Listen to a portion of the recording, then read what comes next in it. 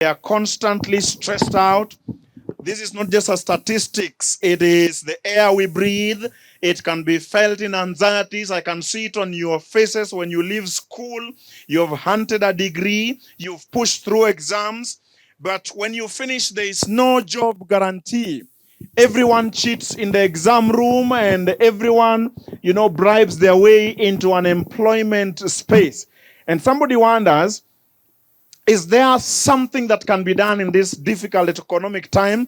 You feel the pressure of the band, maybe to compromise your faith, to pay a bribe, to do something so that you can get ahead economically. There is this disillusionment in matters finance also is seen in the spiritual disillusionment. Now, I should also mention that we constantly want to try and pull a heavy financial burden, and when it's put on the youth, it's a problem. What if I told you that God has a plan, that you don't waste your youth in a cycle of anxiety and compromise and lack and stagnation, where there is always more month at the end of the money? God's plan, you've read it in 3 John, is that you prosper in all things. And we like to rush that text into health. Let's pose it in all things, and one of the things should be wealth. Now, you see, today, if I told you that God has given a success equation, an equation that does not focus in chasing the wagon of income, but it is on building a track of asset. You see, an asset, and here is where you start writing, is the combination of 3 things: mindset, tool set, and skill set. Say that with me. An asset equals, number 1, mindset. Number 2, tools. Which one was number 2? Tool set, and then skill set. What if young people were taught the broad principles of finances in such a way that a day like this, somebody wrote, I don't want to tell you his name, but he wrote something. It is Daniel Presley. He says, income follows assets. Like a shadow follows you. If you are tall, you have a long shadow. If you have more assets, you have more income. And so the question is, how do we build these 3 assets of income? How do we build a mindset of money? What are the tools you need for making money, and what are the skills you need for making money? That is the reason I have risen here. Is that something you want to hear? If you don't want, I will allow you. You can make better productive time. You can pick somebody, you go and talk to each other, they are cut for each other. It might be productive. But if you want to listen to this, I ask you, please listen, and listen well. I like saying that when you see and you hear, you understand 70%. How many percent? No, 60. Let me reduce it. When you see and hear, you understand 60%. But when you see and hear and say, you understand 70%. How about that? Okay, so when I ask a question, I want you to respond from back there. How many do you understand when you see, hear, and say? How many percent do you understand? You understand 70. That's a good number, but somebody wonders, how can I understand 80? When you see, hear, say, and write. How many do you understand? 80% when you see, hear, say, and write. How do you understand 90%? Somebody wonders. They are ambitious young people here. They want to understand 90% of how to make money, how to be financially free. You see, you hear, you say, you write, and you do. Now you got 90%. Let's see if you can tell me. How many will you understand when you see, when you hear, when you say, and write, and do? How many percent? 90. Is there anybody wondering, how do you understand 100%? There is a way you can understand how many percent. Let me tell it to you. When you, you guys, when you, and you, and you, and you, and you do, and you teach. The best student is the one that listens to teach. If Anything I will teach you will help you to grow from one financial status to another. You got an obligation to help someone who is struggling, who is almost depressed. There is a young person who has come here today, and he has come to give God one last chance because he has considered suicide because of difficult economic times. You are going to be my ambassadors. If I will teach you anything important today, I want you to carry it, and don't just do, but also do what? I didn't hear you. You will talk. Because I said you understand 70 when you see, when you hear, and when you say. So I want you to talk. You're going to teach. Is that right? 3 things for today. If you catch mindset, you're good to go. If you catch tool set, you're good to go. If you catch skill set, you're good to go. Let's start with mindset. Are you ready? Story. Let me go up here as I tell you. I am that preacher who walks. There are 2 kinds of cows. There's a cow who eats best when they are tied. They are called zero grazers. Many kienyeji. Me, I feed best by walking. So I'm going to tell a story from here. Those days before the aeroplanes, it would take 3 to 4 months for a voyage of a ship to move from England to, let's say, down in America. And so this young man cut his ticket and he went in. He carried enough food, and his food was a paltry popcorn. Can you say paltry popcorn? You need to have some good language, especially if you are still single, because you might need the language one day. Kujitetea mbele ya mpenzi mtazamaji. So the guy carried a paltry what? You can use those words freely ukitoka youth congress. Paltry popcorns. Sio imeingia. So at lunchtime, people went for food. The guy was eating his popcorn. People ate good food, 3-course meals. In the evening, the guy ate his popcorns. Everyone went and ate. And we were asking him, why don't you eat? He said, I don't have the money. At break time, he swallowed his popcorns. For 3 months, the guy was eating paltry angoa. The last day before the ship, the captain came and asked him, sir, we have noticed you've not been coming to eat with everybody else. Do you have special diet problems? He says, sir, you don't understand. I didn't have enough money like the rest of the people to buy the food at the cafeteria. And the captain, in anger, asked him, can I see your ticket? And the guy picked his ticket and looked and said, sir, you young man, you have missed your opportunity. Your ticket gives you right for breakfast, for lunch, and for supper. Can you imagine?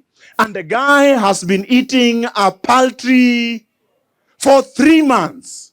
The thing is, friends, we don't grow rich or poor based on our working behaviors. Earning with the mind. Sometimes what we know, what we do is anchored into what. There are 3 things that affect mindset. Number 1, I could tell you, perspective. How you see things, what we believe. The other one, perceptions. What do you see in yourself? Of course, the last one, persuasion. What do you tell yourself? The battle is a half won if you can believe, if you can think it. They said, as a man thinketh in his heart, so is he. So this man has swallowed popcorns for 3 months because he did not know. It's a mindset of ignorance. Well, friends, let me start here by telling you there are 5 partners of poverty. If they come around your house, move to the next house. When you see the following 5 things, you will end up poor. Number 1, ignorance. What did I say? You can't grow worse than being ignorant unless you are ugly. It can't get worse than that. Ignorant and ugly. But of course, we're not talking about ugliness here. Ignorance is one of the reasons. People are ignorant about what they have. Like the young man. He didn't know that his ticket could earn him food. And he suffered a great deal. Is there, between you and success could be one idea. Could be one book. could be a knowledge area. The fact that you're doing poorly in one area is a sign that you are knowing poorly in that area. Can I say that again? Knowledge can change everything. For example, the subject of money is a language. Money is a language. If you don't understand it, you can't make it. You can't stay with money. Money will be seeing you. It will be running away. Because you don't understand the language. So, 5 pillars of and this week, chase them away from your life. Number 1, ignorance. The Bible says, my people perish financially for lack of, I didn't hear you, for lack of what? Did you read that? Which Bible verse was that? 2nd Nebuchadnezzar. Of course, no, that is not Nebuchadnezzar. You know, this church, people stop reading the Bible. One day I quoted the book of Goliath, and people were looking for the book of 2nd Goliath. My friend, which book is that? My people, Hosea 4:6, my people. Who is my people? Seventh-day Adventist youth are perishing for lack of what? Financial knowledge. And now you are broke and you can't blame us. But let me tell you, friends, the text doesn't end there. It says, because you have rejected knowledge. Problem is not knowledge. Today you go into the internet, there is a plethora of information and knowledge that you can use in learning how to build yourself. We simply just don't care enough. I tell you, friends, the second partner to poverty, write this down, laziness. What did I say? Kenyans were reported on the newspaper to be working the shortest in the whole globe, 35 hours per week. People are lazy in this country. Nangojea dili ivane. Watu wanalala hii country, and then you want to have money. I have come to tell you, without work, you will be poor. Here's a good text back to relationship. First Thessalonians 4:11, it says, and if anyone, okay, first of all, it says, we commanded you to work with your hands. Whoever does not work shall not eat. You know that story? And then verse 11 says, we told you these things so that you can walk properly in the sight of those who are not Christians. And the text ends by saying, so that you may lack nothing. But the text that I want, next to it, it says, if you are not able to provide for your family, you are denied the faith and you are worse than an unbeliever. Anybody has read that text before? You know, we tell young people to avoid unbelievers. Here is a principle of unbelievers. Anybody who is not able to provide is an unbeliever. Did you hear what I said? Huh? Worse than, yeah. So come on, when a church elder, you remove them from the church book. Laziness. People don't want to work. Partners of poverty. Number 3. What was number 1? Ignorance. Number 2. Number 3, unfaithfulness. You arrive late at work, you cut deals, you know, unfaithfulness will surely lead you to poverty. Number 4, pride. When you're proud, you can't learn. You believe you are the one who knows everything and can do everything. But in the Almighty's wisdom, knowledge was not locked to one person. And so you should always be open to learning. Number 5, partner of poverty, number 5, mindset. I've come back to that again. There are mindset that if you see in somebody you are dating, if you see this mindset in someone who is your friend, run away. Number 1, the mindset called victim stroke entitlement mentality. They always blame. Why are you broke? The government, company policy, weather. Why are you single? Attack from neighboring country. That's called victim mentality. Why are you not successful? The system is rigged. Have you heard those words of we have been rigged? Nonsense. That's a bad mindset.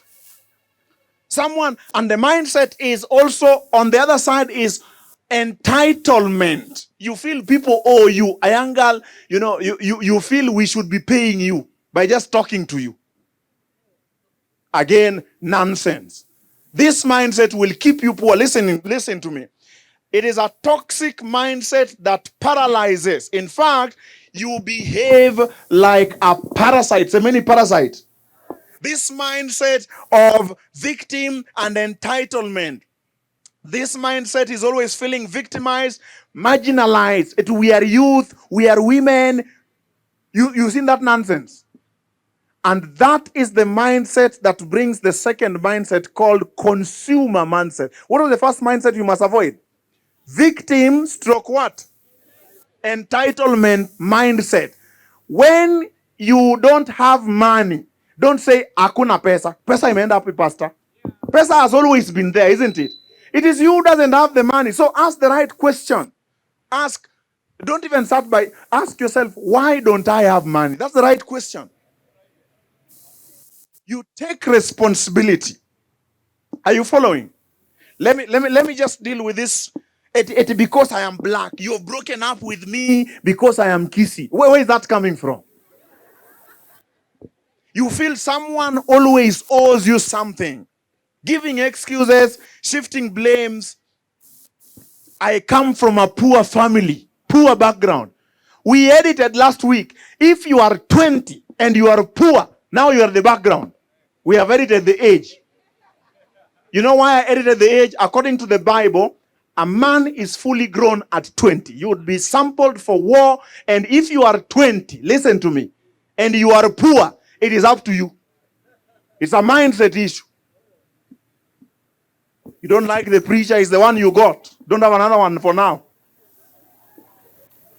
Mindset steals personal responsibility. But friends, listen. Personal responsibility is the engine for success. In the book of Genesis, the Bible talks of Joseph. It says, if anything was done in the prison, Joseph was the doer of it. That should be the book of Genesis 41:20. There's a good old Negro spiritual that says, not my mother, not my father, but it's me, O Lord. Where do you stand when it is in relationship with your poverty? Is it your mistake or you're blaming your father?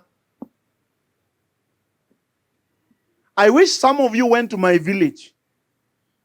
I would have all the reasons to blame. Let me tell you, me, I'm an orphan. Orphans are making it.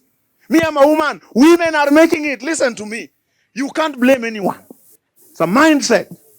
Are you following? You don't like the lesson. It's the one I have. I'm not changing the lesson. Mindset. One mindset that will kill you is that mindset of victim. The second one. Okay, let me give it to you in the Bible. There was a man in Bethsaida. Sorry? Okay, Genesis 39:21. Okay, we'll correct you. There was a man in Bethsaida. You know the guy? You like to preach about that guy as he has suffered. You like the miracle. I have a problem with that guy. For 39 years. 39 umekaa tu hapo. Alafu akiulizwa, his answer, I have no man. I have no man. Allah. Eti when the water is shaken. Look at how Jesus responds to that guy. Let me read for you what Jesus said. Jesus told him, rise up and walk. Wacha ujinga.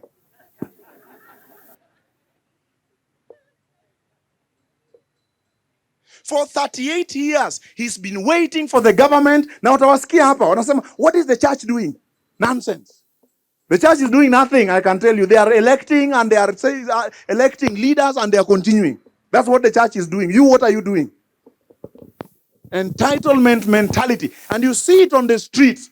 When Gen Zs come out, you can see a common thread in their movement is entitlement, which is bad. Somebody must point at your eyes and tell you, besides wanting privilege, every privilege has a second coin called responsibility. You don't like this? Let me move to the second mindset. The second mindset is called the consumer mentality. What did I say? These people believe that money is for spending. The purpose of earning is to buy things. Now, there are only three things you can do with money. The stupid and poor, they waste the money. The average middle class spend the money. The rich and the wise invest the money. Can I say that again? Let's repeat that. There are three things you can do with money. Number 12, the stupid and poor waste the money. If you want to know you waste money or you have waste in your life, go to your dustbin. This country is too poor to have food in the dustbin. Waste is buying something you don't need, and then later you start telling us, oh, now munichangie, naenda ni munichangie. You wake up, you decide to collect a whole million for a wedding. Ujinga sijasema. Ujinga ni ujinga sio who collect a whole million for a wedding for me is serendipity. That is called you being able to marshal resources, to force people who don't like you to contribute. Like you guys, me, I couldn't do that. Me, I have pride. I can't go begging people for money. I mean, that's just me. But you, you can do that. The stupidity is in this, that you take the whole million and swallow it up all in one day. Iyo ni ujinga classified. Pro Max. That one I can tell you. When you get into your home, you realize it was not wise. Consumer. They think money is for spending. They call themselves third world nation. Have you heard that word, third world? You know the word third world? Third world simply means we don't produce enough. We only consume. Delilah, we just eat. If you are in a relationship, they are people who are consumers. Watch them. Even in a relationship, they just eat. Nitumie. I want to break up now, Leo. I think you will talk about that. Don't consume all that you make. Listen, friends, every money you earn is tripartite. Money has three parts. There is the past component. Any money that walks into your pocket must be used to pay bills of last week, of last month. You have lived in someone's house, pay rent, the past. The money you earn has a present component. You must pay for a youth rally today. You must have an experience of life, and life has exchange of material through money. So you must plan for the past, pay for it, pay for the present. Any money you earn also has a future component. Can I hear you say amen on that one? Anybody who eats their future is a witch. So don't eat everything. Even the ants. I have a little dog. He taught me a lesson. My dog eats chapati. So you throw for it chapati. The first one it takes, inapeleka kwa nyumba yake. Ina hide hapo. Then inakuja ku. Even dogs know this thing. Wewe. Una wipe up everything. Sahi ni 7. Leo ni tarehe ngapi? Angalia account yako tuone kawe ni consumer. Where is the money? Where is it? The question is where? Where is the money? Where is the money? It was here. I don't know where it went. You don't know. Budget is telling your money where to go. Write that down. Budget is telling your money where to go. Impulse is wondering where the money went. Third world nation. Things are always, you just, there's a guy called the prodigal son. You know him? The guy shows up to his father. He was a consumer. Daddy, give me everything that belongs to me. A few moments later, he has converted everything to cash. A few weeks later, he has swallowed everything. Then, have you read that story? Famine. I like where the famine comes. Ukisha swallow kila kitu ndio famine inakusubiringi tu inapima bado kuna 30 bob. Ukimaliza hivi. This guy was unwise. Consumer. He converted 100% of his assets to consumables. Some of you, let me tell you, your wardrobe, if I converted that to money, it could buy a plot. Kuna watu tu ni ujinga tu. But I leave that. TV yenye iko kwa nyumba yako. TV. You go on vacation. Niseme ama nisiseme? Unaenda vacation na una earn 30,000. Are you serious? Nguo ni nini?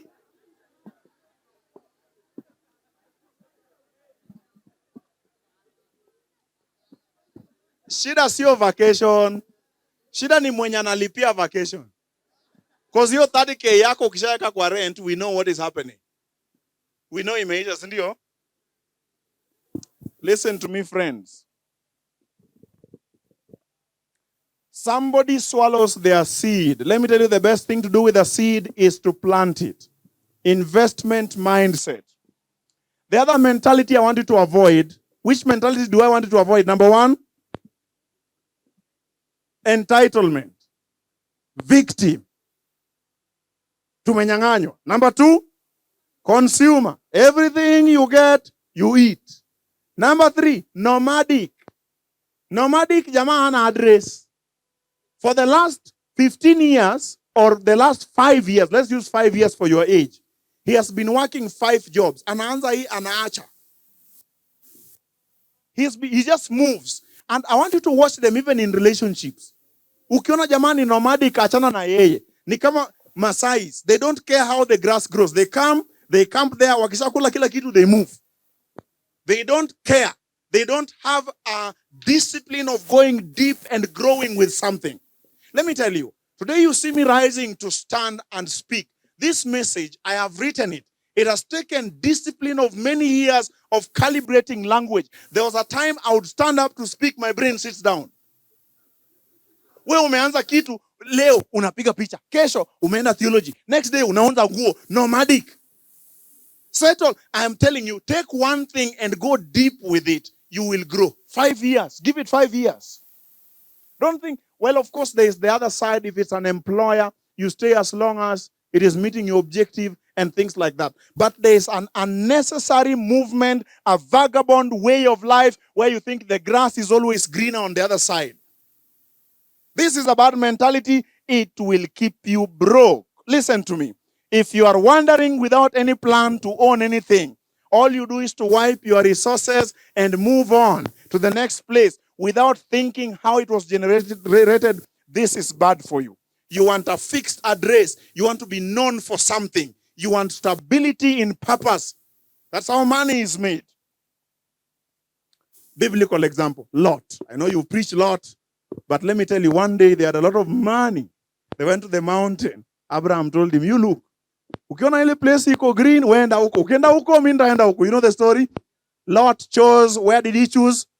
Don't say Sodom. He chose the plains before Sodom was destroyed. There was a nice place. The problem is this guy. When he went there, he didn't cultivate. Kumbe jamaa alikuwa na hide behind Abraham. He didn't have his own success plan. He swallowed everything. Akaona imeisha. Akasema, wacha tuende tujaribu huku Sodom. That's how he found himself inside Sodom. Nomadic. And it was bad for him.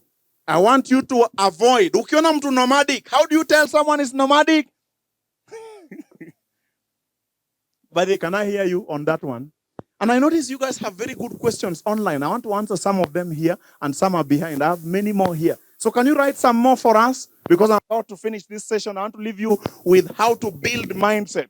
But the mindset you must avoid is nomadic. How do you deal with nomadic mindset? Choose one path and commit to it.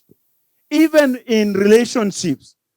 Don't go looking and, just pick one and settle. All these people are the same. They are all idiots.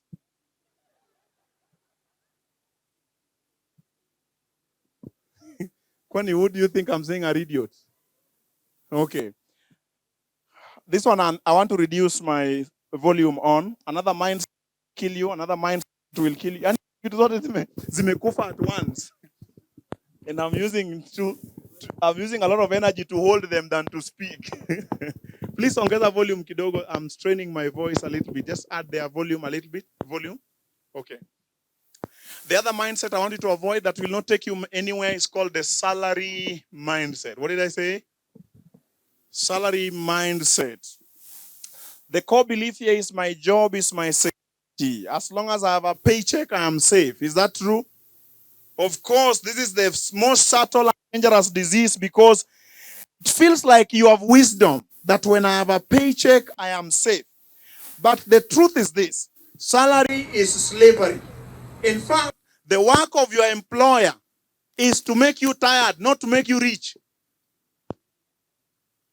You didn't hear that one.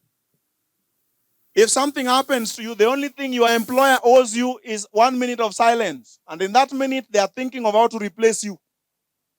And so during the year, they do something wise that a lot of you don't see is wise. They give you something called leave.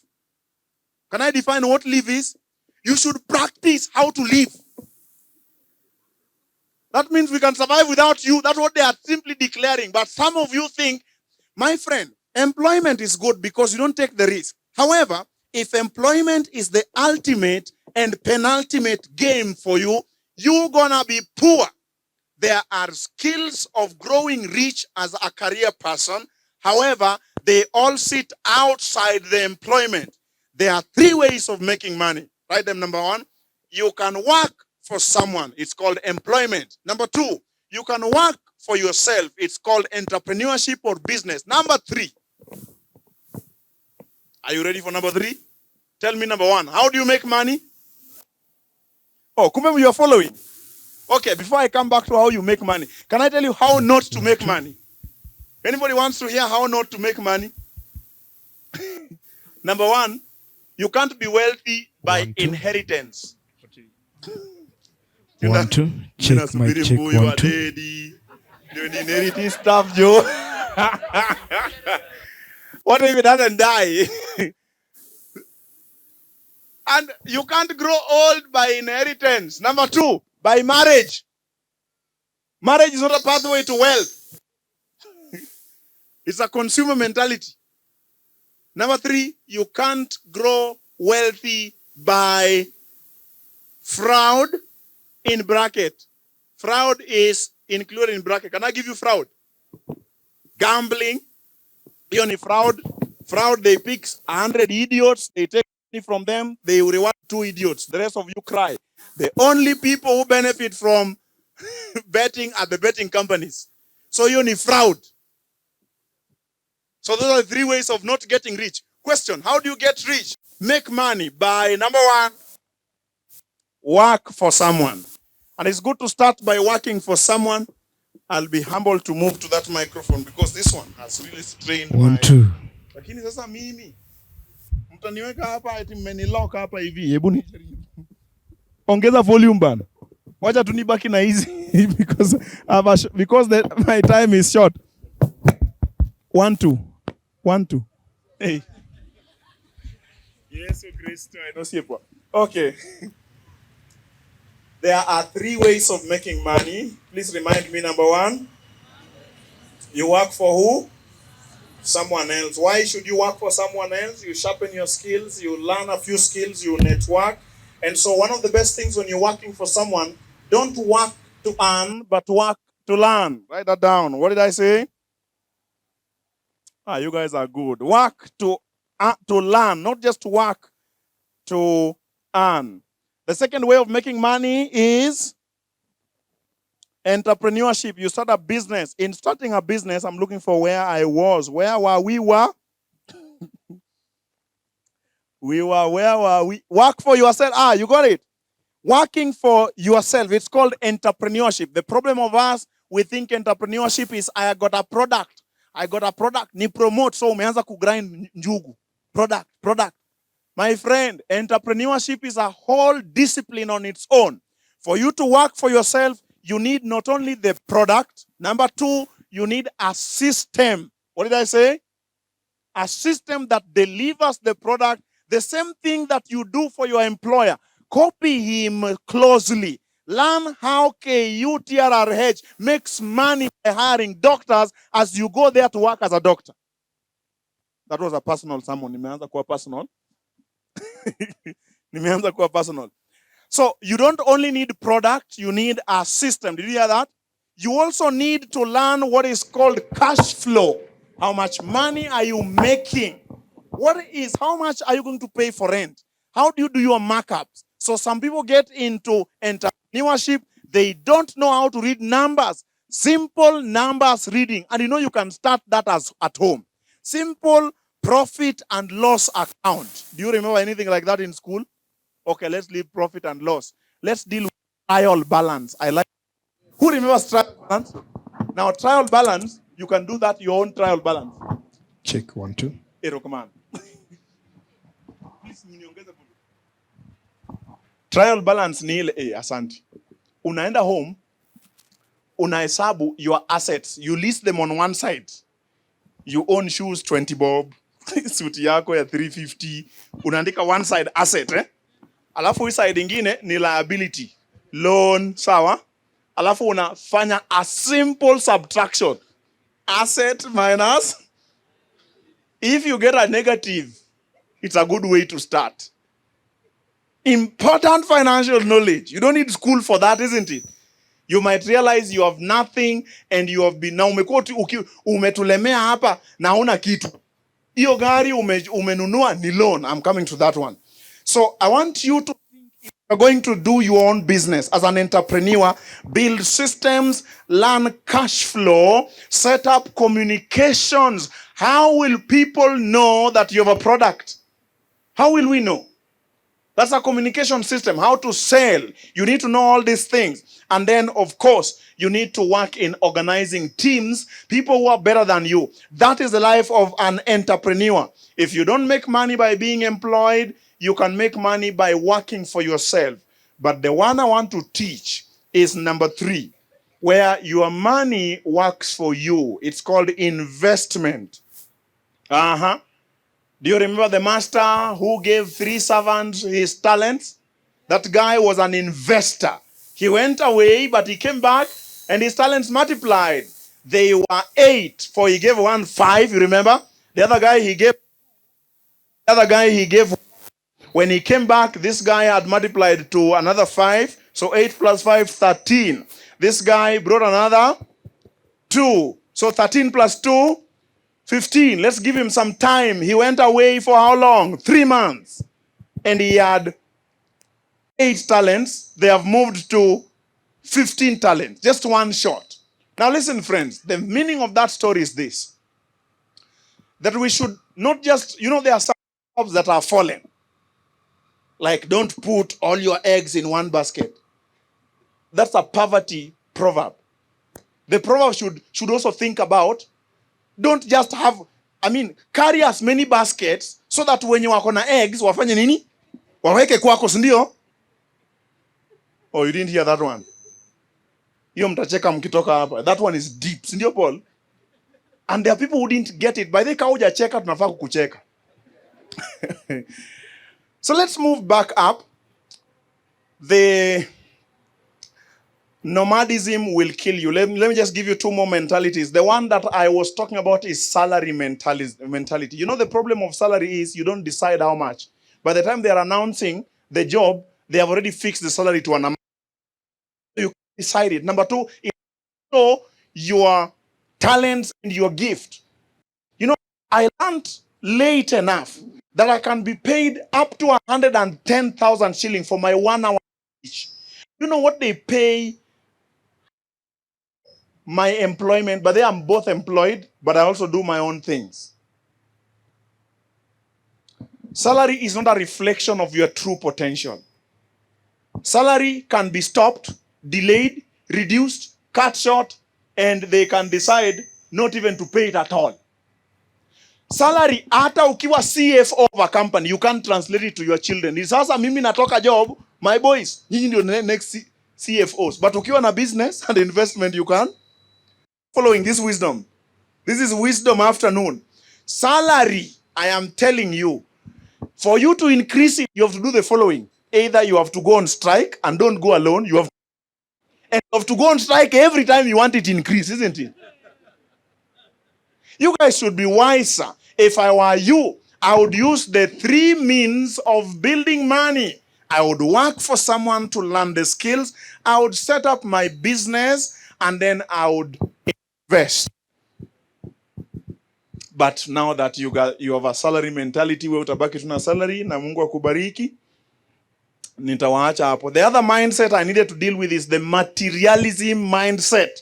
The facade of false prosperity. If I look wealthy, I am wealthy. Is that true? Huh? So the guy spends more time on his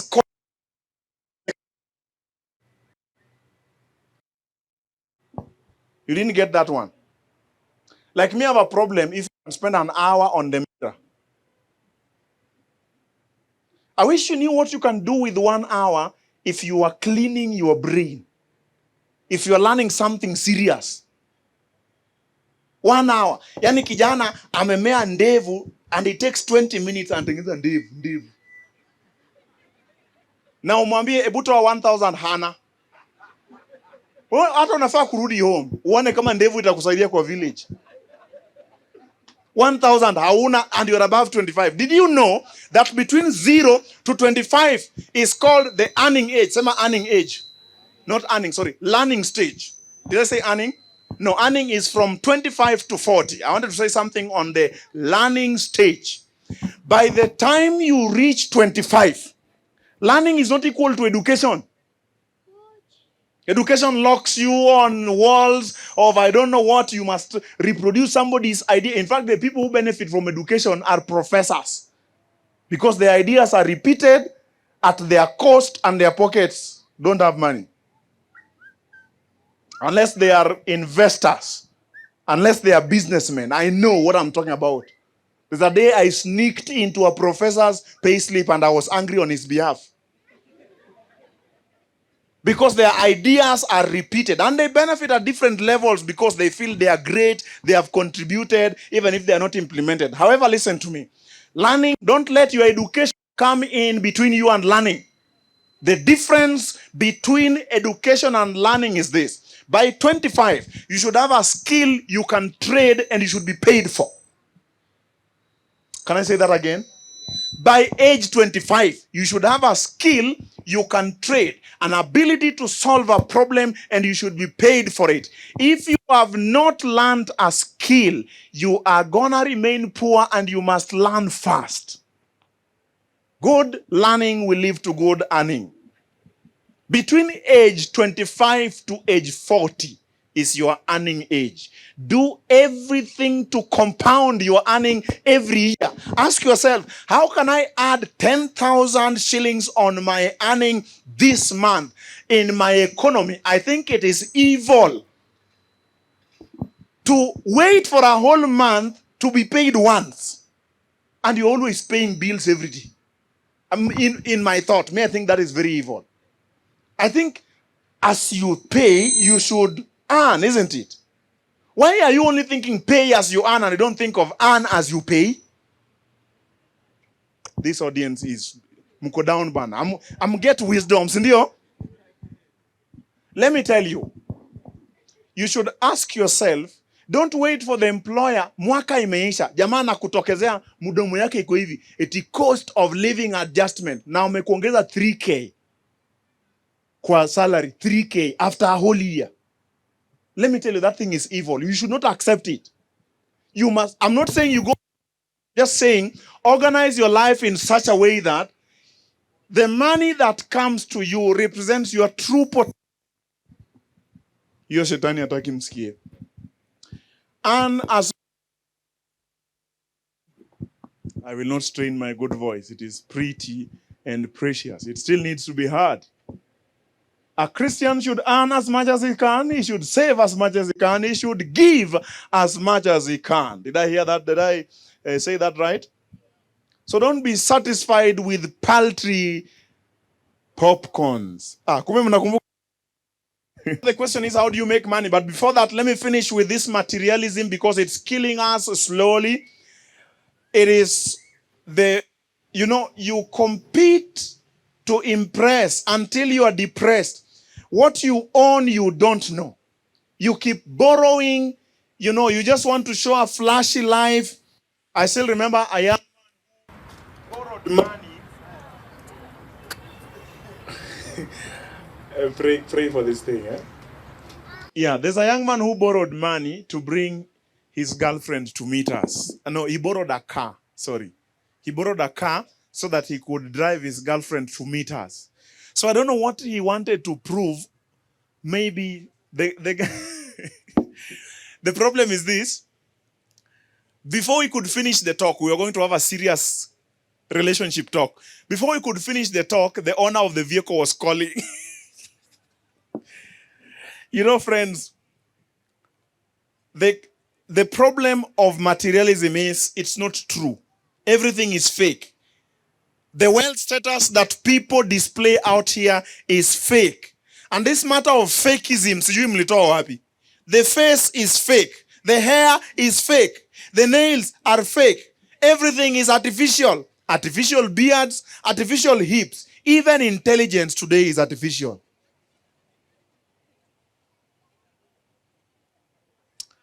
Let me tell you, if you spend all your money on appearance, you will be poor. But I leave you to think about those 5 mindsets. Let me rush and tell you about where money is found. There are 5 places where money is found. Write this quickly. I think this is where I will stop today, so that when you see them, please look keenly. Whenever you see these 5 places, look keenly. Chances are you will find some money in there. Are you ready? Money is found in, number 1, money hides in problems. Money is a reward for solving problems.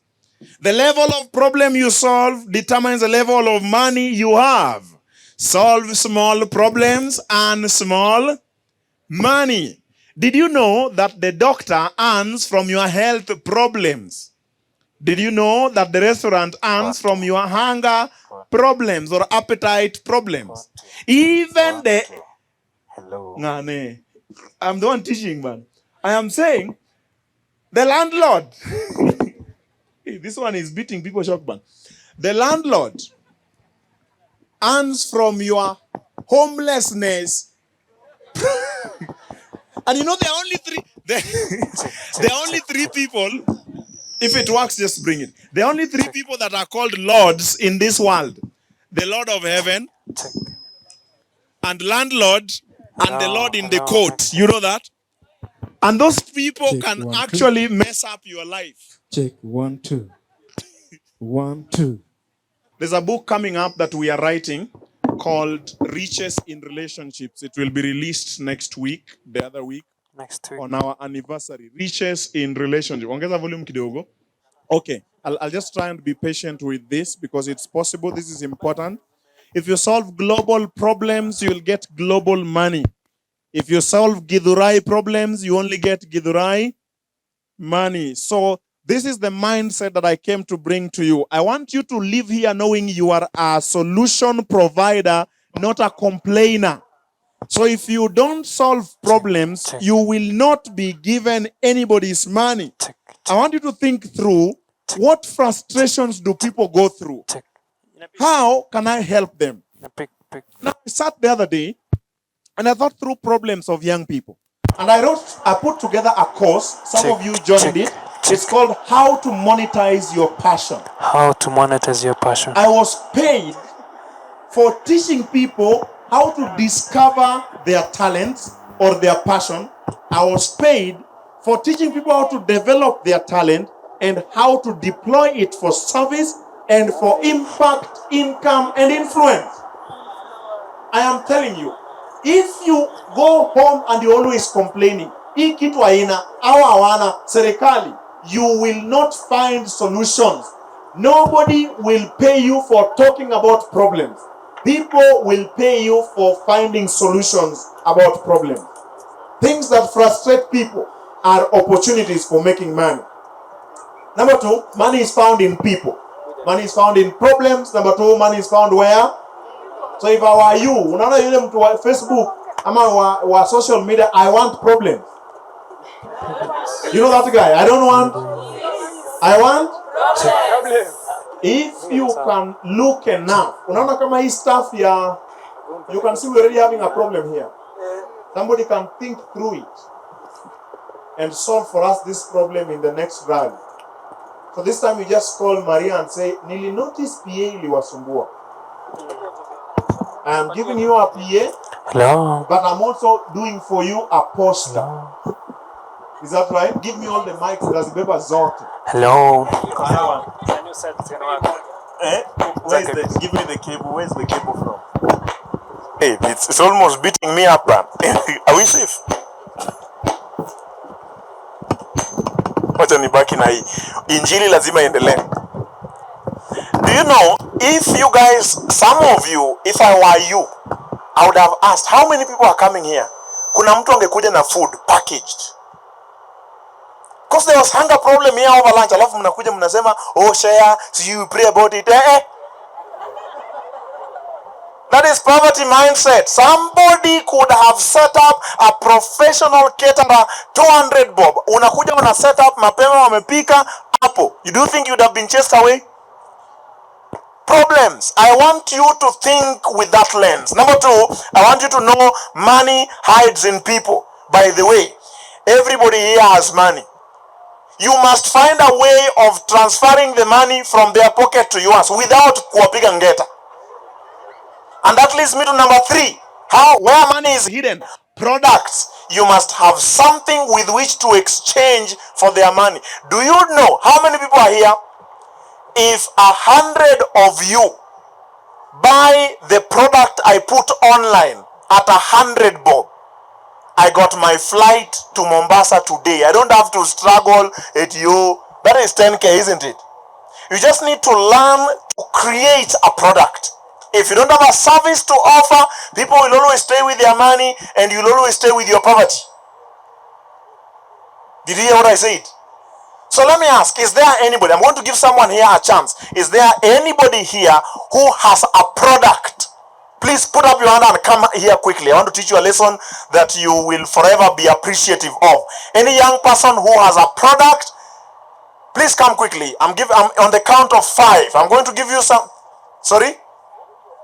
A product or a service. Number one, I'm counting at, please come running. I'm going to give you the best opportunity you'll never get. Any young person who has a product, I'm counting 1, 2, 3, 4, 5. I'm going to take these 3. Please, when you mrudi, please go back. Go back. Please go back. Please go back. I'm going to work with you. Come. You guys stay. I want 5. Please, you go back. Thank you.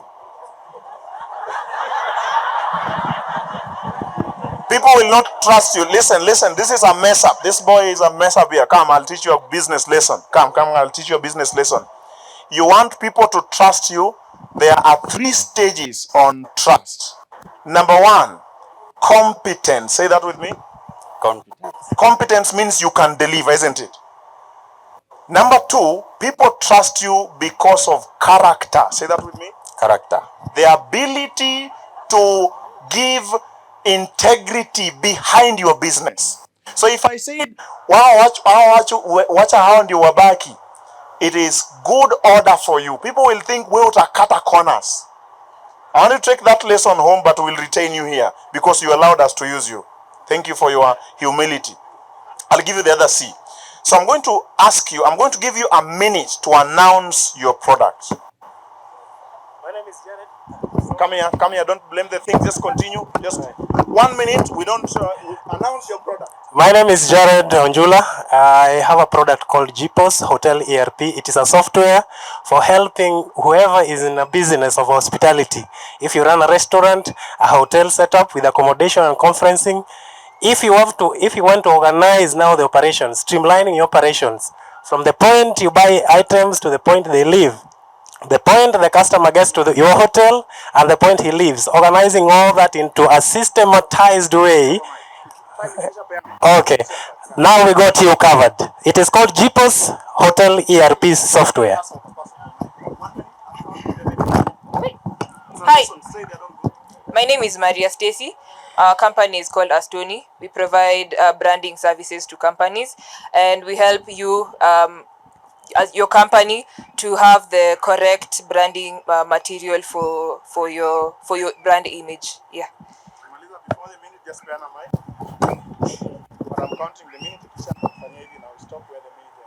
My name is Caleb. I have a company called HotelSat. I do design, I do web development, and IT consultancy. Okay. Once again, my name is Caleb too, but Caleb Bongoro. I'm a real estate professional I'm a real estate agent by profession. So my products are majorly houses, luxury homes for rent and for sale across Nairobi. And also, second product is a chemical called super plasticizer or high range water reducer. It's a chemical used in majorly in residential, housing. for concrete production, ready mix. This one.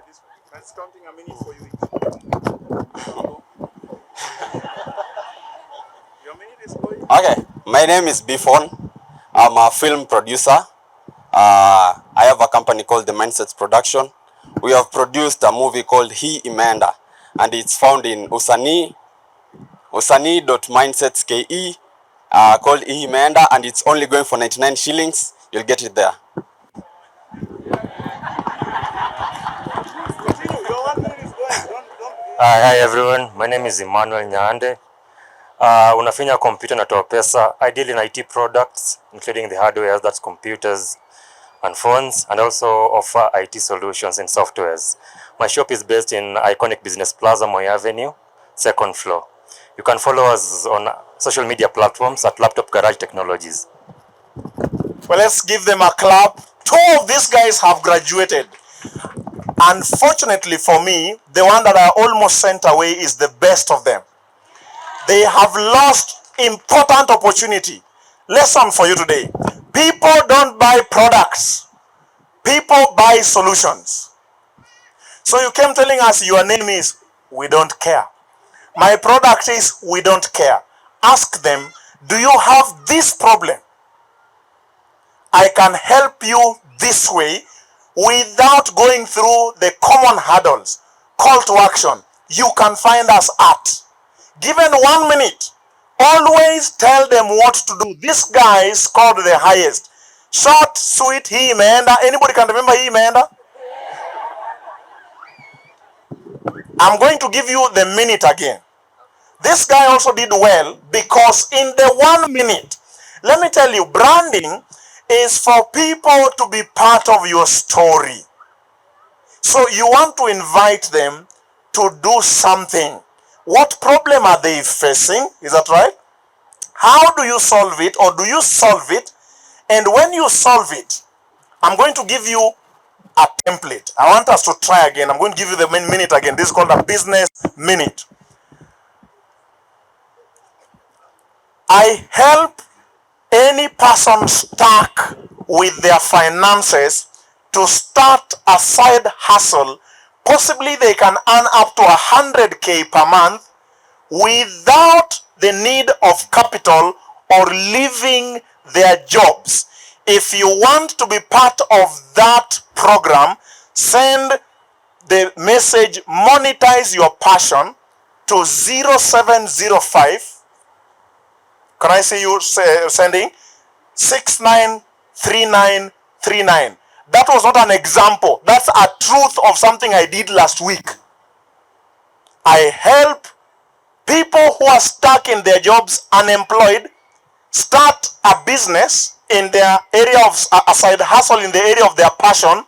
They can possibly earn up to 100K a month without capital or quitting their job. If you want to be in that program, send a text right now with the words monetize your passion to 0705 693939. I'm going to give you this mic again. Let's see if you'll do well in marketing. You know, I don't think it's wise that we gathered all these people and someone only benefits and your products don't benefit. So let's do that again, starting from this side. Now you have 30 seconds. Now we don't need your name, isn't it? Nobody cares about the people, the process, and the presentation. Tell us the problem you solve, how you solve it, can I relate with it, and where do I get it? Continue. Do you need a laptop that will put your products and hustle to the at the global stage? Reach out to us at 011-1580-906 to give you a reliable laptop that will solve all your money problems. That was nice, isn't it? Yeah, this. Continue. Just do that again. Yeah, just continue. Okay. So, sahii uchumi ni mbaya, alafu mmeboeka, alafu wengine wanalia shida. Ukitaka kufurahia, kubambika, unaweza enda watch the film Hii Imeenda. It's a very interesting film, a comedy one. So you can get it from usanii.mindsets.ke /Hii Imeenda, or ukitaka link naweza kutumia kwa WhatsApp, unaweza text 011 575 2377. Thank you.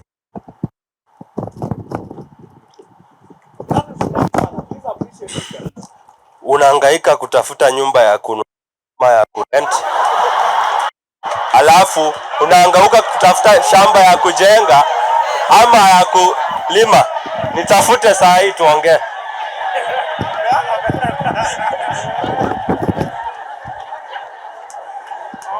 These guys are good. I want you guys to join my business school.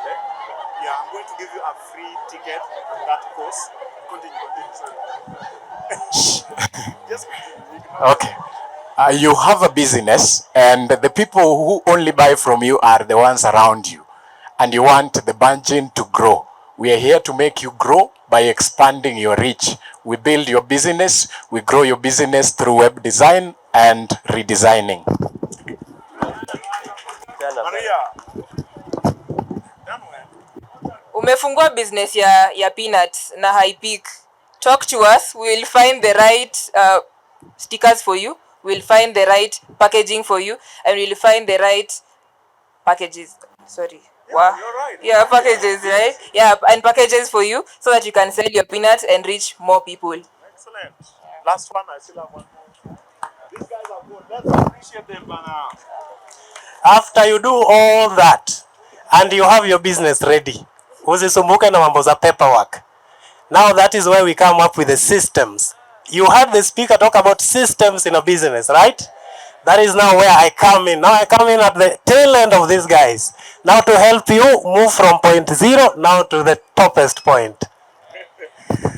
Thank you, guys. I want to give these guys, for the sake of this audience and the honor you gave us, I want to bring this down. For the sake of this audience and the honor you gave us, I already closed that program of Monetize Your Passion, but I want to open it for you. If we can have you guys send requests, text to me. But for these people who have allowed themselves to be used, I'll give you free ticket into that program. Is that okay? Please be seated. I want to thank you. That's how we learn. There's a lot more to learn about money, and I think we can arrange another time. So all I need you to know, money is found in problems, money is found in products, money is found in people, money is found in potential, gifts, your talents. I got a talent of speaking. You have a talent. It just needs to be discovered. And that's why I did that whole course. So you need to know that your gold is tied to your gifts. Your profit is tied to your potential. The earlier you start to know how to be paid for what you love doing, the earlier you can make money. Lastly, friends, you need to have products and services, but also have production and love to work. With that, I hope you will go home and today start the mindset of building money. When I come back, I will teach you the tool set and the skill set. But those who join that course of mine, they get all that lesson for free. Let's try and see if we can answer some questions here, and then we run away. Honeycomb. Question number 1. How does insurance company like Britam work? They insure products. Can money be contaminated working for an Indian to pay tithes? For the sisters working in Arab countries, the money is not able to change their life. Pay school fee, it just disappears. Now, let me tell you, it doesn't matter how much you earn, it is how well you retain and multiply the money. It doesn't matter how much you earn. I don't believe in all these things. You can start from the lowest if you know how to manage your money. There's a tool, I think I sent this to Miriam. There's a tool I'm giving out for free called the Intentional Spending Tracker. You can get it for free, and then there is a video that comes with it on how to use that intentional spending tracker. If you earn any money, put 50% to fundamentals, the things you must pay for, rent, commute, food. Put 30% to fun, the cloth you must add, the Wi-Fi, things you can work without, but budget them. Put 20% to the future, where you are going. Well, that should do. Let me just go quickly. To some extent, men tend to fear Visionary, independent ladies. Is it so, and why? Well, there is a possibility. I should answer that together with, what do you advise on men who think they should be earning more than their wives? Well, the truth is this: even in marriage, there are seasons where, like we started, I was the only one earning. Now she's also earning. So in the marriage season, these things change. And a man should not be scared of a lady because she's earning. I think what we need to learn to do is how to empower each other. I have seen her grow from, I married her when she was still in campus, in 4th year. Now she has finished 3 masters. I ain't scared because I'm also growing. So this mindset of when someone grows, you don't grow is, it's called what kind of mindset? I'm looking for the word. Scarcity mindset, that when someone gets you, you miss. We must be able to help others to grow. That's all I can say about the question. Is there another question? I've been employed for 7 months, and in Ama, what we should have done, let me see.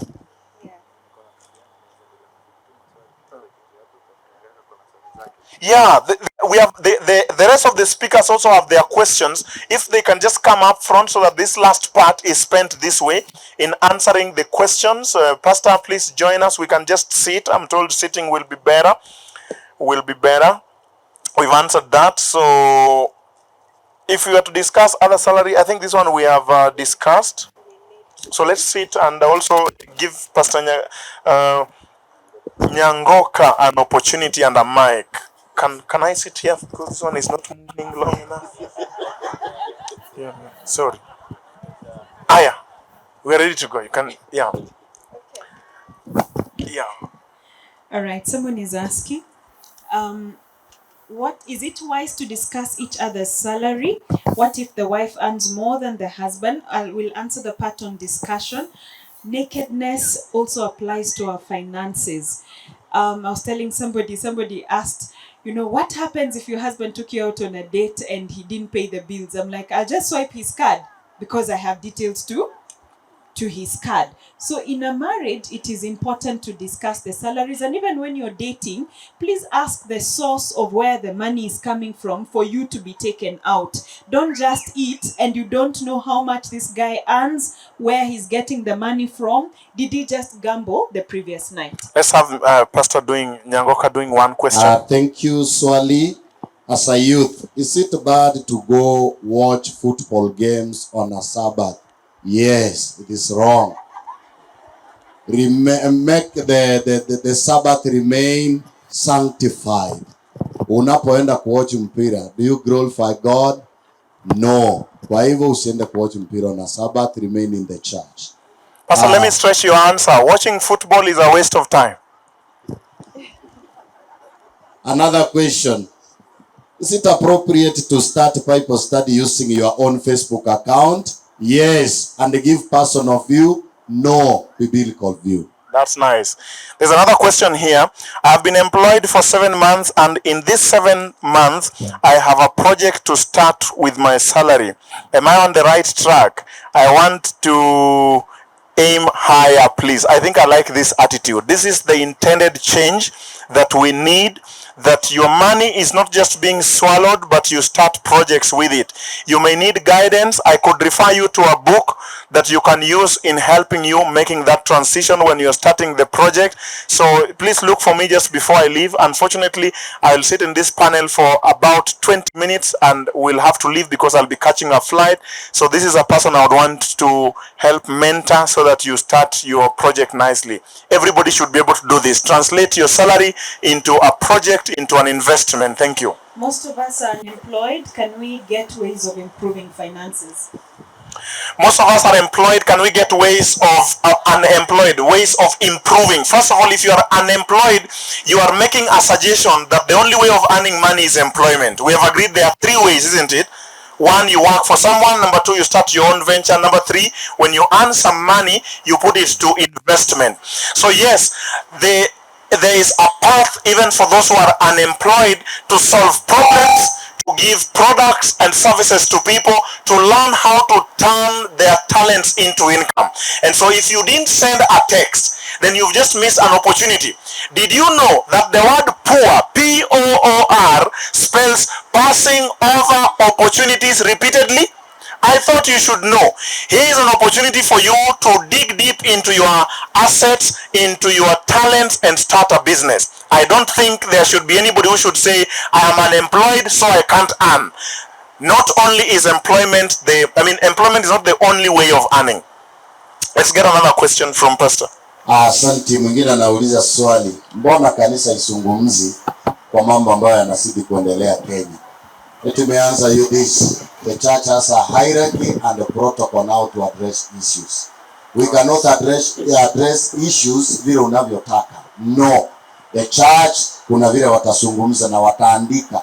Na ni watu wawili peke yake. Even our president cannot speak about those issues. Moja anaongea, the second Samuel na first Samuel. Unajua Samuel Misiani, Samuel Makori. First Samuel and the second Samuel. Thank you. Should you give priority to build your own house or start a business, or continue supporting your siblings and supporting parents right after marriage? What's the priority and what's the boundary? Yeah, that question is a good one because it talks about priority, and I'll talk about the things you've listed here. The priority number one, if you are young, you want to establish yourself in stable income stream. So you should be earning, you should be working to earn. If you're below 25, you should put some more effort in learning, because the best investment you can do is to invest in yourself. But there are things you've mentioned here, building your own house. Now, the concept of building is an important one because it will reduce for you the rental cost of every day. However, the capital required in building is so high that you need specific knowledge and procedure of coming to the point where you build. As I speak to you, I came from my own house and home where I built. So one of the things that young people don't know is that you can build without taking a loan, because that loan can sink you deeper. If you must take a mortgage, ensure that that mortgage is not too long. Over 25 years is long enough. If it's a mortgage, let it not take over 25% of your salary. However, if you ask me, all the assets that you use to make life comfortable should be built by your business. So the right order is this: earn money, build business, let the business buy for you, build for you an asset. On parents, I want you to give an answer on that one. Should I support my parents? I think it is important to support your parents, but support people, parents, siblings, without transferring the problem to yourself. So for example, you find a story of the Good Samaritan in the Bible. The Good Samaritan helps this wounded person, but first of all, he calculates the cost. He asks, how much is it going to cost? Then he does not pick that man and bring the man to his house, because that would be transferring the problem to his house, isn't it? Then he still helps anyway, without bringing that man to himself, without saying, okay, now I'll take care of you for the rest of your life. Yeah, so you meet the specific need without transferring the problem or making the need bigger. Does Pastor have another question? Thank you. The last question. Is it good to monetize evangelism? Asante. Nauliza swali mzuri. Kama anataka kufanya evangelism kwa TikTok, YouTube, au Facebook, is it right to monetize? Yes. Endelea kufanya hivyo, hata mimi hiyo ndio ni advertise my business. Yes, go ahead. Hata mimi hiyo ndio kazi nafanya. By the way, ninapoenda live moja kwa TikTok, ile pesa kidogo naweza withdraw 7,000. One live. Ile ambayo naenda na ni gifts watu wanatuma. Nikiweka videos per month, I earn 13,000 from YouTube channel. My YouTube channel. Ndio maana kila siku naweka video. Facebook leo asubuhi ndio nimemonetize. So as you do evangelism, monetize your social media. Unaleta watu kwa Kristo na unapata supu. Excellent. On friends, you could stay with us because you could help us with some of the questions. Sometimes we become rich and they are poor. The others don't become rich. Can we maintain the friendship without envy? Okay, so you have become rich and your friends are not rich, and you want to keep friendship. I think at that stage where if your change of status changes how you view people, then that is materialism. For me, what what I earn does not dictate how I interact with people or how I make friendships. However, there's something called the law of averages, the people you associate yourself, the inner circle. If all your friends get married this year, chances are you'll be the one to get married next year. If all your friends become millionaires, chances are you'll become the next millionaire. If all your friends become idiots, All right. What's the effect of fornication in marriage? no, there is nothing like fornication. Oh, if you fornicated earlier, then you get married. Yes. Is that the question? Yes. And I like the way this guy has asked the question. What you do outside marriage is called fornication or adultery. So the result is, before marriage, you need to know that you will be burnt. Number two, there are more success in marriage when you don't have marriage is not a marathon. You don't need experience, you don't need to warm up. So when you get there and you have warmed up so much, you will be frustrated. You will have problems of even experiencing pleasure. So this is a very good question for young people to consider. There are things called sexually transmitted demons. So people think that premarital sex gives you experience. No, it gives you baggage. There is a scent that you will feel. You know, the reproductive system is the only system with CCTV cameras. I thought you should know. But now I'm not talking about this. I think I'll talk to you about that later. The reproductive system has a way, when you get into the act, the body opens certain valves and certain avenues of noting everything around the circumstance and around the event. It takes the sense, it takes the feelings, it takes the environment around.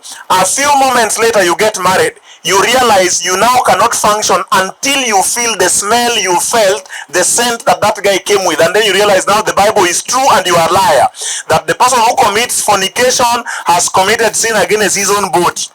There is a lot more I could talk about that. Maybe we just move to the next one. Pastor has another one? I'll answer this one before Pastor. Okay. Somebody is asking, for how long should I wait to be intimate with the person I love? Wait until marriage. So if you're going to wait, marry after 5 years, you have 5 years. So wait until you get married, because the baggage that fornication gives is actually robbing of yourself joy inside marriage. And many times when sex happens outside the boundaries of marriage, you will even start hating one another. It becomes like a Tama and the brothers situation, where somebody you really loved before, immediately after the act, you now hate them with more hatred than the love that you had. So if you really love this person, please wait until you're married. And sex in marriage is beautiful. You will not regret it. I will assure you 110%. Can I add something? Maybe the intimacy this person was referring to is kissing, but to that one I'll respond. If you want to avoid the premarital sex, avoid the premarital kiss. For why should you turn on engines if you're not taking the journey? You know, that is small bad stewardship. Those of you who have vehicles, you can't go and you've just turned on your vehicle now in Alia too, you know. So you want to wait. Now, I also wanted to mention that it's important for you to know that you need to be wise in a relationship, so that there is a sister of mine who says, kuna watu wanapeana mwili mahali roho inahitajika, na wanapeana roho mahali mwili inahitajika. So be wise to know if the person wants mwili and you are a Christian does not operate in the flesh. Let's get another one from Pastor. Inawezekana mwenye ameuliza swali hilo ashaonja matunda tayari. Atujui Pastor. Hiyo ni swali tu. A question, why don't Adventist men not approaching ladies? Hey. Not yes. Kwa nini wanaume wa Adventista they are not approaching Adventist what? Ladies. Number one, because of fear. Wanaogopa. Number 2, past experience walioipata, so hawataki kurudia.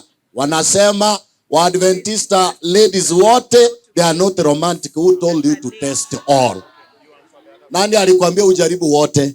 The other one ni kwamba labda self esteem yake iko too low, ama kuna mengi ambayo aliyoyapitia na wasichana ambao ni Waadventista sasa hataki kuwaona. By the way, men, Adventist men, sitapata nafasi ya kuambia, when you are taking these ladies out, don't wear your suits and ties na kubeba vitabu ya Ellen White. Amen. Enda nje kusocialize. Vaa tracksuit, enda cheza na mtu wako. Beba yeye gongo. Cheza kalongolongo. Peana flowers. Wacha kuanza kuuliza lesson ya Thursday ilikuwa kaa huko na lesson. Lesson wacha kanisani. Amen. There's another question here. Kidogo tu pastor. Wafla Faith Kaisa. Okay. Wafla Faith Hakasa. Tafadhali your school ID is here. Okay. Thank you. Please don't bring any more questions, but we want to give you our numbers. You can always reach out to us directly. We will be able to help. Check us on social medias. But before that, how far should we spend on dates, gifts during relationship? This is a good question. By all means, don't be stingy. Eti umenunulia mtu 100 bob slippers. Mki break up, you want it back. That is poverty.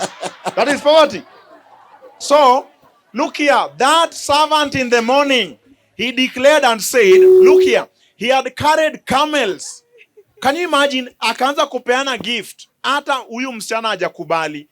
And he says, the Lord, my master has put all his gifts in my hands. Let me tell you, if you're in a relationship, one of the things you must look out for is unscripted kindness and unthoughtful and requited generosity. Can I say that again? You want someone who is willing to give. Having said that, if you go out for a date, each of you has a responsibility over that date. Yeah. However, if you have met close to each other and you are close, you can disclose to your partner, leo mi niko broke, niko na 200, twende kibandaski. So it's not a rule that somebody must pay or the other one does not pay. Mwalimu usiseme somebody. It's not a rule, men. Yes. But let there be gifts. Let me tell you, love cannot survive unless it is expressed. Learn the language of love in the other person. My wife loves flowers. I used to struggle to buy flowers. Today I buy a lot more. I have even planted at home. By all means, give out gifts. I got another question. I think I'll deal with all my questions, then we go like this up to the end. Instead, you wanted to say something on that gift, Pastor? Hapo mahali umezungumzia about gift. Nasema hivi, treat me as a king, I treat you as a queen. Some are not like that. Men, don't spend money on somebody who is not spending on you. You spend na yeye ana spend. Mkienda outing, analipa Uber, unalipa lunch. Pastor, kuna mtu anakukemea hapo. Kuna mtu anakukemea huko. Mtu ananikemea nishindwe. Siwezi shindwa. Hatushindwi. Treat me as a king, I treat you as a queen. Thank you. Pastor, what you've said is important. Let me tell you, men, listen to me. Wanaume,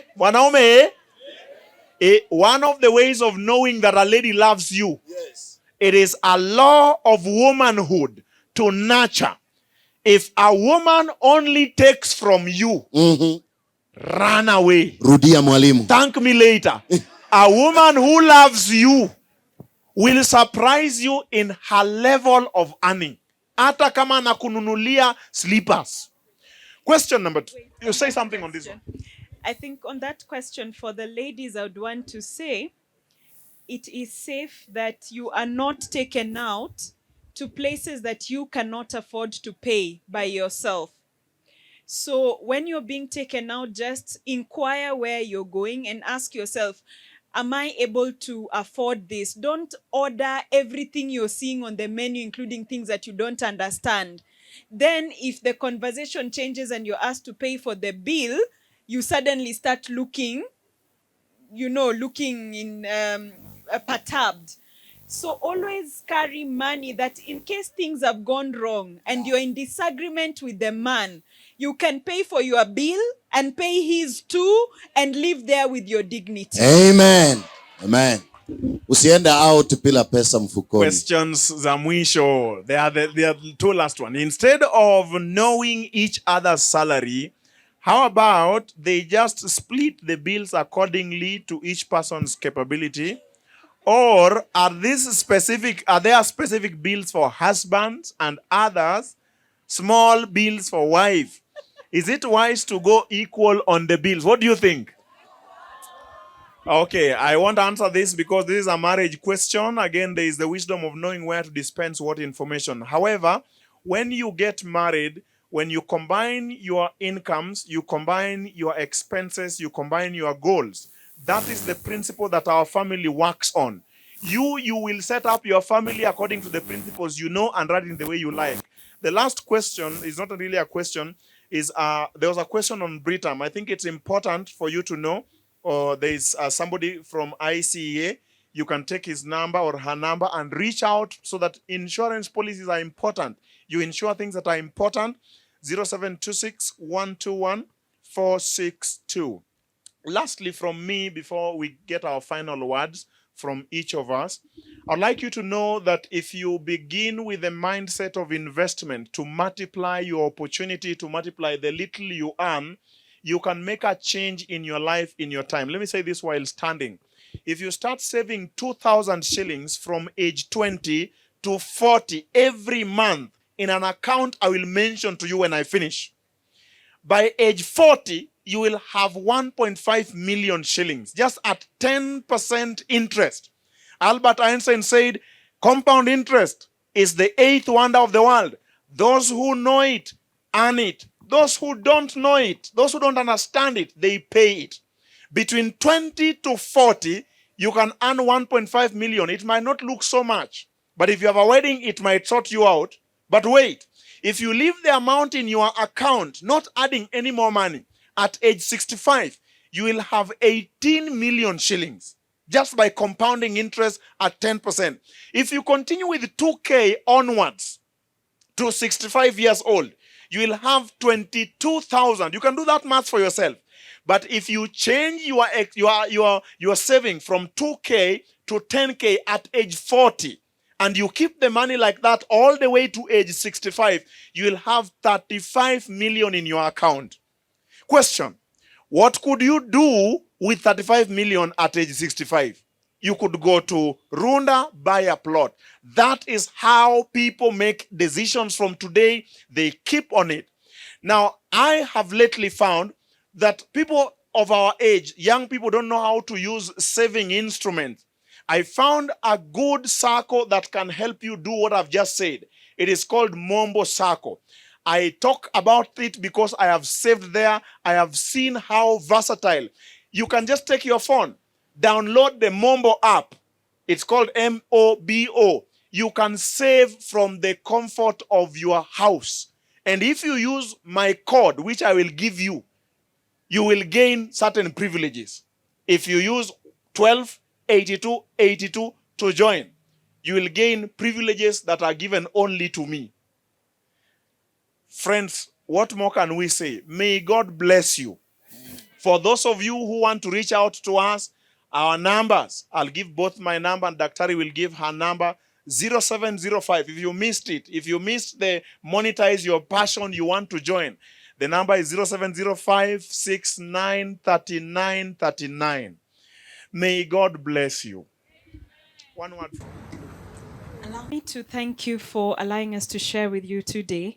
It's a real privilege to spend the day with you and to learn from one another. We are truly, truly grateful. We have much more of these lessons in our books. You can order from our website, www.dandy.com. And we do have physical books, and on the 24th of this month, we have our latest book. This is a book we've enjoyed writing for the last 2 years on matters money inside relationships. It's called Riches and Relationships. You can feel free to get your copy online.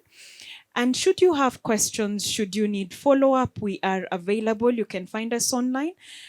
Personally, my number is 0702 250 009. I am a medical doctor by profession. I'm a consultant physician. So some of you may want to reach out for your medical needs and book your appointments. To the rest of the speakers, My number is 0702-250-009. And I was thanking also the rest of the speakers for the privilege to share this pulpit with you and learn from you. God bless you and keep you. Thank you, nami nashukuru kwa kunipa wakati niweze kuzungumza kwenu.